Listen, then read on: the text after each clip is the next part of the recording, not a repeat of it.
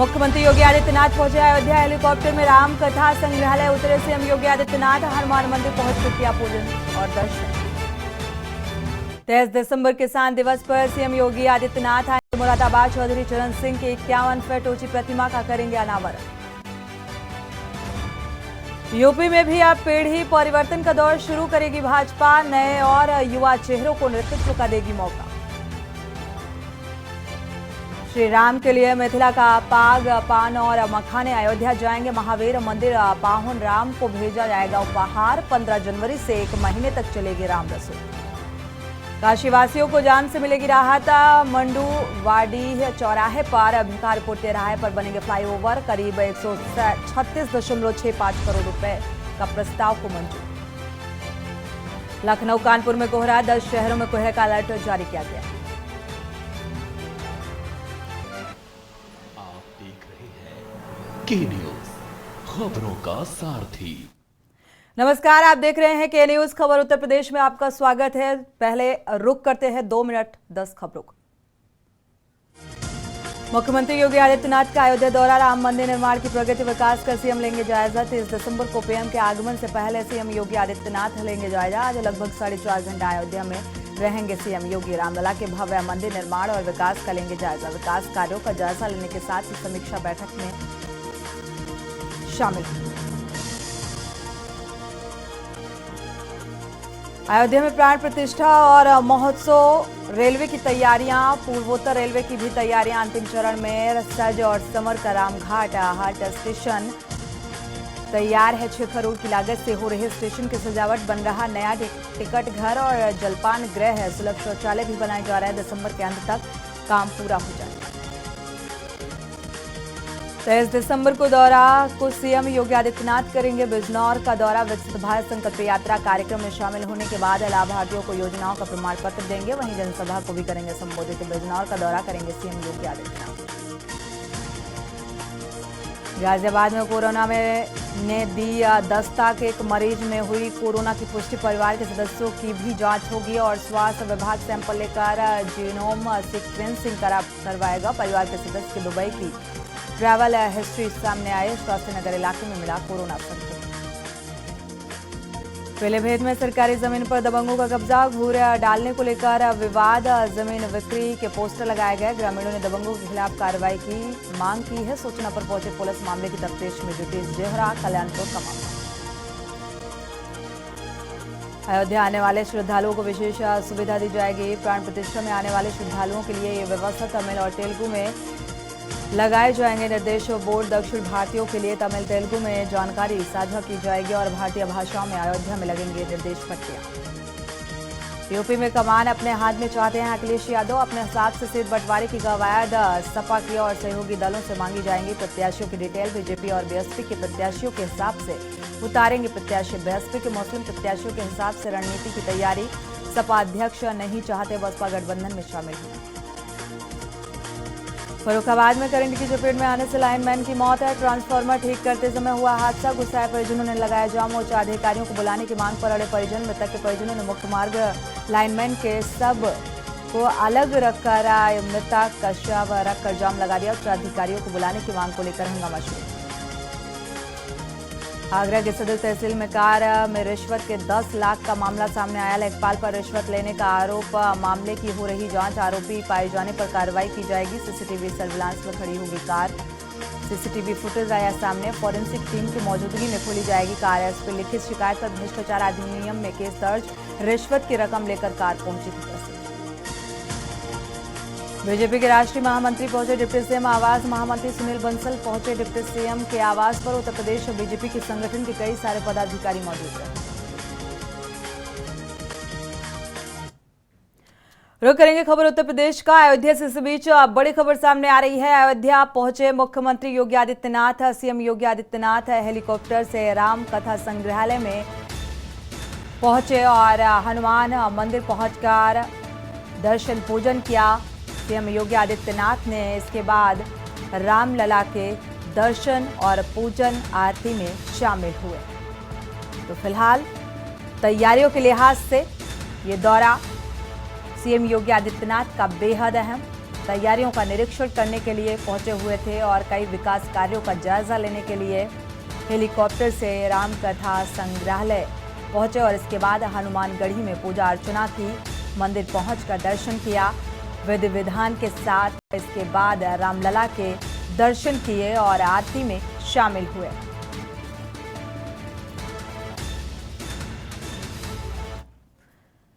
बढ़ते आगे, संभल दौरे पर उत्तराखंड के मुख्यमंत्री पुष्कर सिंह धामी कलेक्ट्रेट के पास मैदान में हेलीकॉप्टर से आगमन होगा और सीएम के आगमन की तैयारियों में जुटा जिला प्रशासन। तो पवासा स्थित निजी इंटर कॉलेज में वार्षिकोत्सव कार्यक्रम में शामिल होंगे सीएम धामी।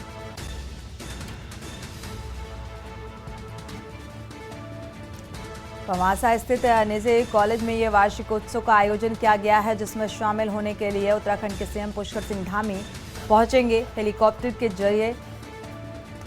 तो सीएम के आगमन को लेकर प्रशासनिक स्तर पर तैयारियां चाक चौबंद कर ली गई हैं। जिला प्रशासन पूरी तरीके से मुस्तैद।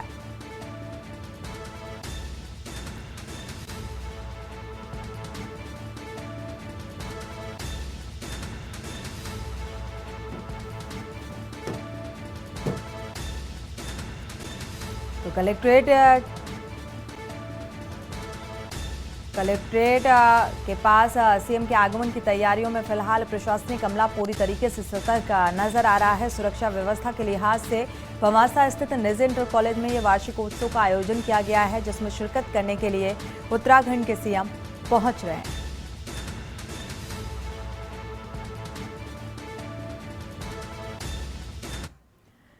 बढ़ते आगे, इसी बीच लखनऊ से आपको खबर बता दें, बीएसपी सुप्रीमो मायावती का बयान सामने आया है। उपराष्ट्रपति की मिमिक्री वाले बयान पर मायावती ने पलटवार किया है। सांसदों की ये मजाकबाजी अशोभनीय है। मायावती ने इस बात का जिक्र किया, संसद की सुरक्षा में सेंध लगाई गई, ये ठीक नहीं। साथ ही एक दूसरे पर आरोप लगाने से नहीं चलेगा। तो इस बात का जिक्र किया, यानी कि उस बयान पर पलटवार। तो मामले की गंभीरता से जांच होनी चाहिए। खुफिया एजेंसियों को अब तक सतर्क रहने की जरूरत है और सरकार विपक्ष के बीच भारी मतभेद है। सांसदों को सस्पेंड करना ठीक नहीं, क्योंकि अभी हाल ही में जिस तरीके से संसद की सुरक्षा में एक बड़ी चूक हुई और सदन में ये मामला छाया रहा, जिसको लेकर प्रतिपक्ष विपक्ष समेत लगातार सांसदों द्वारा कई सवाल उठाए गए और इसी सुरक्षा व्यवस्था को लेकर हंगामे की स्थिति बनती हुई नजर आई और इसी के चलते करीब कई सांसदों को सदन की कार्यवाही से निलंबित कर दिया गया। तो इसी पर यह बयानबाजी बीएसपी सुप्रीमो की सामने आ रही है। उपराष्ट्रपति का अपमान करना ठीक नहीं, आरोप प्रत्यारोप से काम नहीं चलेगा और मंदिर मस्जिद के उद्घाटन से ऐतराज नहीं है। मायावती ने इस बात का भी जिक्र किया।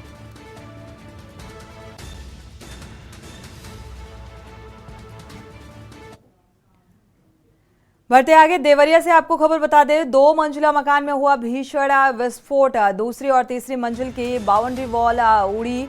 इस विस्फोट में कई मीटर दूर जाकर गिरी बाउंड्री वॉल। छत, रेलिंग और जनरल अंसारी का ये मकान बताया जा रहा है जहां पर विस्फोट हुआ है। गांव के बीचों बीच ये तेज धमाके से सनसनी। तो मकान में तेज धमाका हुआ, जिसके चलते बाउंड्री वॉल भी दूर जाकर गिरी।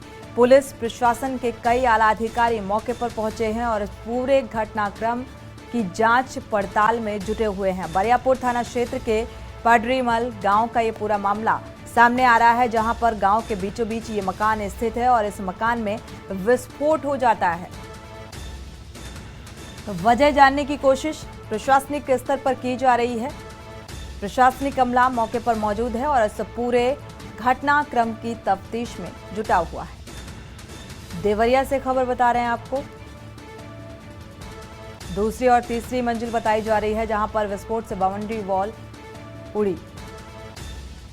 तो कई मीटर दूर जाकर गिरी। तेज धमाके से इलाके में सनसनी।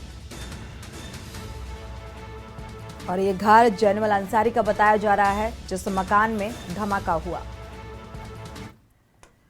रुक करते हैं अगली खबर का। इसी बीच बरेली से खबर, सांसद धर्मेंद्र कश्यप की फेक फेसबुक आईडी बनाई गई और फेसबुक आईडी बनाकर ठगी की कोशिश की गई है। बीजेपी आंवला सांसद हैं धर्मेंद्र कश्यप, जिनके साथ ये ठगी करने की कोशिश की गई। सांसद की फोटो लगाकर ये फेक आईडी बनाई गई है और सांसद ने फेसबुक पर पोस्ट कर इस बात की जानकारी साझा की है। एसएसपी ने साइबर सेल को ये मामले की जांच सौंप दी है।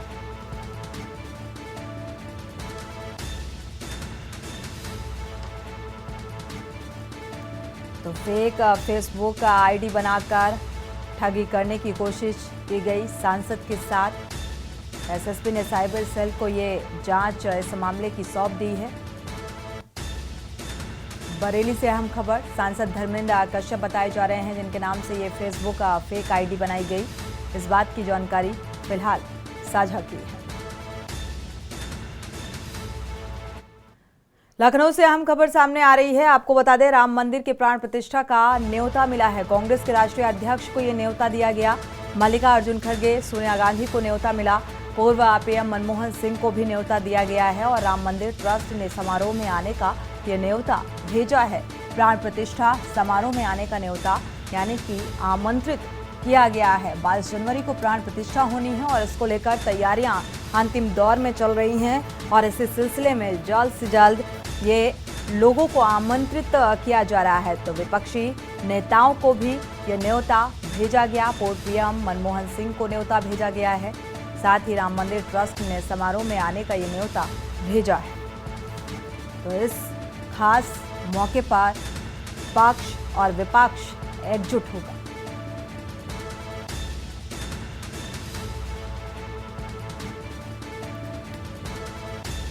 तो आमंत्रित करने की जिम्मेदारी राम मंदिर ट्रस्ट को सौंपी गई है।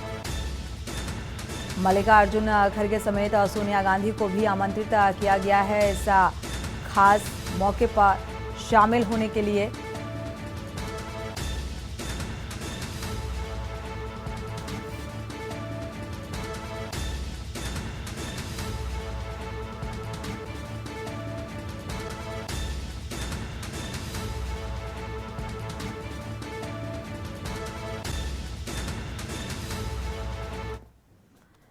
बढ़ते आगे, कानपुर कचहरी परिसर स्थित कानपुर बार एसोसिएशन गेट पर अधिवक्ता और कल्याण जागरूक कैंप का आयोजन कानपुर लॉयर्स एसोसिएशन के अध्यक्ष रविंद्र शर्मा के नेतृत्व में किया गया, जहां पर सैकड़ों अधिवक्ताओं ने अधिवक्ता कल्याण निधि योजना से जुड़कर फॉर्म भर योजना का लाभ उठाया। और इस दौरान कानपुर लॉयर्स एसोसिएशन के अध्यक्ष रविंद्र शर्मा ने बताया कि इस कैंप का आयोजन पिछले 10 वर्षों से किया जा रहा है, जिसका उद्देश्य प्रदेश और देश में लागू अधिवक्ता कल्याण की सभी योजनाओं की जानकारी और उसका लाभ प्रत्येक अधिवक्ता तक पहुंचे। इसके लिए कैंप लगाकर अधिवक्ताओं के कल्याण हेतु कैंप लगाकर जागरूक किया जा रहा है।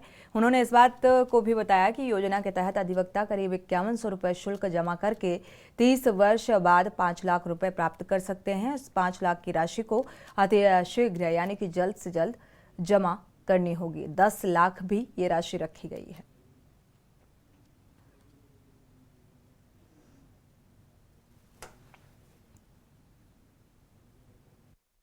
देखिए, अधिवक्ता कल्याणार्थ ये कैंप लगाया गया है और अधिवक्ताओं के कल्याणार्थ जो भी योजनाएं हैं, जो भी हमारे प्रदेश लेवल पे योजनाएं चल रही हैं, हम चाहते हैं कि उनके सभी सदस्य बने और उसका लाभ भी उठाएं, ताकि ये एक जागरूकता अभियान है और सभी अधिवक्ताओं तक ये कल्याणार्थ योजना जो है पहुंचनी चाहिए।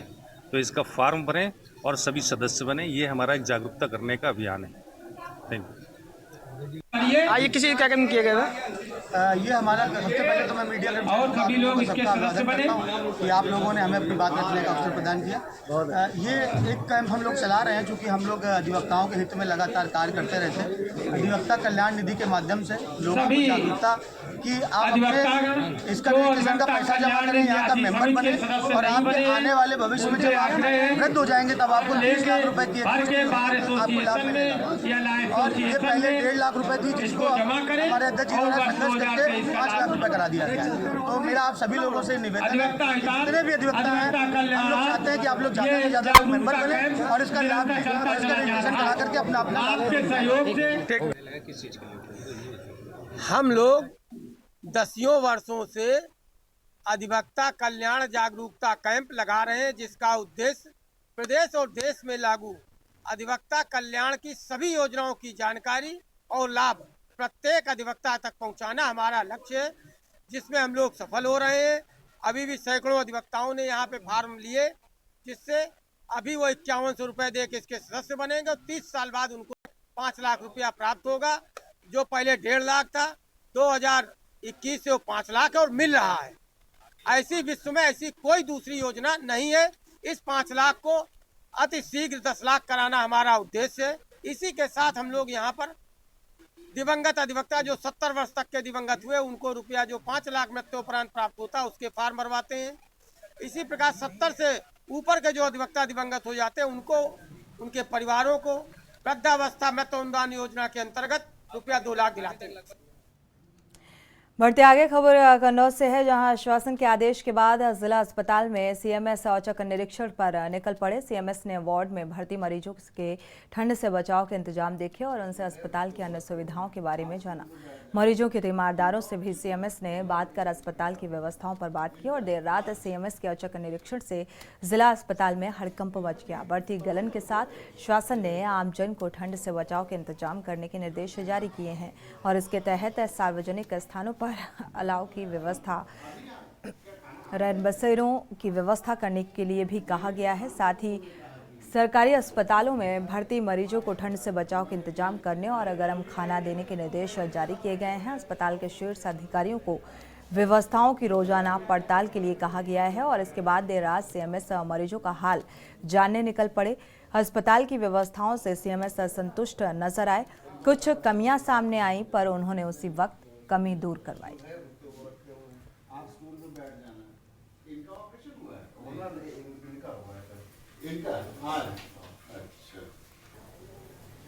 इनका फीड बना लो, दे रहे हैं सर।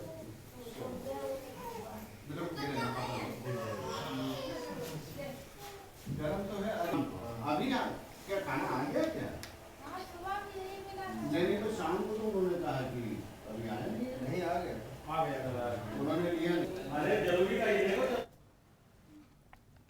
बढ़ते आगे, कानपुर के थाना साड़ स्थित ग्राम पहेवा में विगत 15 दिसंबर को बुद्ध कथा का आयोजन किया गया और दलितों पर सवर्णों के हमले की निंदा करते हुए आज शहर कांग्रेस कमेटी कानपुर के पदाधिकारियों ने महामहिम राष्ट्रपति महोदया और प्रधानमंत्री महोदय को संबंधित एक ज्ञापन जिलाधिकारी को सौंपा है। पहले से ही प्रस्तावित कार्यक्रम में पुलिस ने किसी प्रकार की सुरक्षा की व्यवस्था नहीं की, जिस कारण घाटमपुर विधायक के जनसंपर्क अधिकारी मनीष तिवारी पर आरोप हैं और उनके उकसावे पर ही क्षेत्रीय संवर्णों ने ये घृणित कार्य किया, जिससे समाज में गलत संदेश जाता है। अराजक तत्वों द्वारा तोड़फोड़ और मारपीट किए जाने के विरोध में शहर कांग्रेस कमेटी के महासचिव राजेश गौतम ने ज्ञापन देकर आरोपियों का फास्ट ट्रैक कोर्ट में मुकदमा दर्ज कर जल्द से जल्द न्याय दिलाया जाए, इस बात को भी कहा और पीड़ित घायलों को उचित मुआवजा दिया जाए।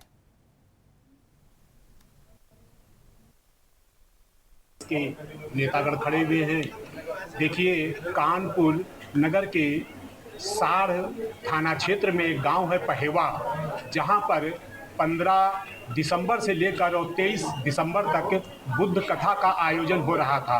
आप लोग जानते हैं कि ये भारत भूमि है और इस भारत भूमि को बुद्ध के परिचय से ही जाना जाता है और बुद्ध कथा का आयोजन हो रहा है। तो यहाँ पर मनुवादी स्वभाव के लोग बुद्ध को, जिस प्रकार बुद्ध के विचारों पर हमला किया, उन लोगों ने बुद्ध के मठों पर हमला किया, उसी तरीके से, उसी नज़रिए से ये लोग बुद्ध कथा का जब आयोजन होता है तब हमला किया जाता है। ये रविवार की रात को वहाँ पर बुद्ध कथा का आयोजन करने वाले दलितों को धमकाया गया। इसकी जानकारी पुलिस को थी, इसके बावजूद भी उनको सुरक्षा मुहैया नहीं कराई गई। उसके बाद में सोमवार की रात को उनके ऊपर हमला कर वहाँ पर जो बुद्ध कथा का आयोजन हो रहा था। रुक करते हैं अगली खबर का। फर्रुखाबाद के बीबीगंज पुलिस चौकी के सामने रखे ट्रांसफार्मर की कोयल फूंक दी गई थी, जिसके चलते कई मोहल्लों की विद्युत आपूर्ति ठप हो गई और इसके चक्कर में स्थानीय लाइनमैन को बुलाया गया। लाइनमैन शटडाउन लेकर ट्रांसफार्मर पर काम कर रहा था और उसी दौरान अचानक विद्युत सप्लाई चालू की गई। इसके चलते लाइनमैन चपेट में आकर झुलस गया। आनन फानन में गंभीर रूप से झुलसे लाइनमैन को निजी अस्पताल में भर्ती कराया गया, जहां पर डॉक्टरों ने उसे मृत घोषित कर दिया। मृतक के परिजनों ने मुख्य मार्ग पर मृतक लाइनमैन के शव को अलग रखकर फिलहाल यहां पर जाम लगाया गया। जाम लगाकर नाराजगी जताई गई और हंगामा किया गया।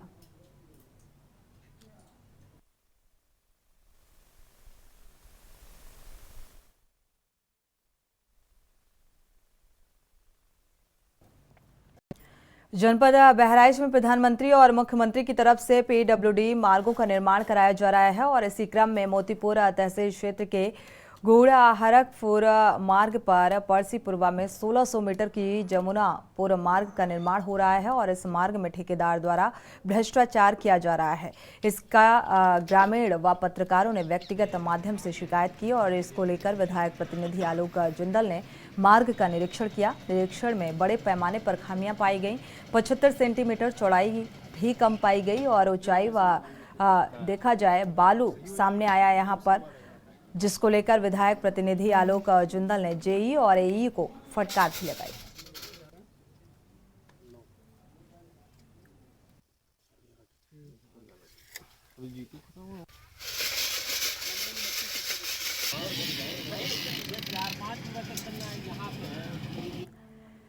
खबर उत्तर प्रदेश से है, जहां पर जनपद अमरोहा से खबर सामने आ रही है। आपको बता दें, अमरोहा के एक गांव सहसपुर अलीनगर में रहने वाले भारतीय गेंदबाज मोहम्मद शमी को 9 जनवरी को अर्जुन अवार्ड के लिए नामित किया गया है, जिसको लेकर परिवार में खुशी का माहौल है।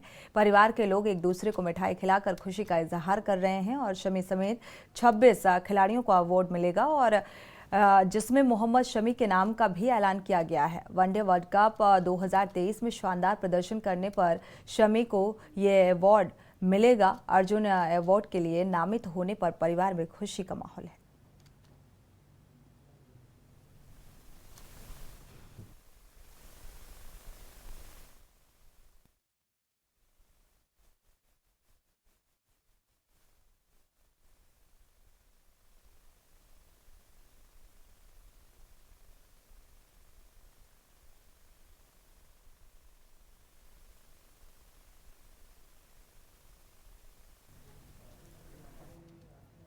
रुक करते हैं अगली खबर का। खबर कानपुर से है, जहां राष्ट्रीय विकलांग पार्टी के बैनर तले दिव्यांगजनों को सिटी बसों में निःशुल्क यात्रा बहाल न किए जाने के विरोध में फजलगंज स्थित रोडवेज बस डिपो का चक्का जाम कर उग्र प्रदर्शन किया गया और दिव्यांगजन को निःशुल्क यात्रा बहाल करने की मांग की गई।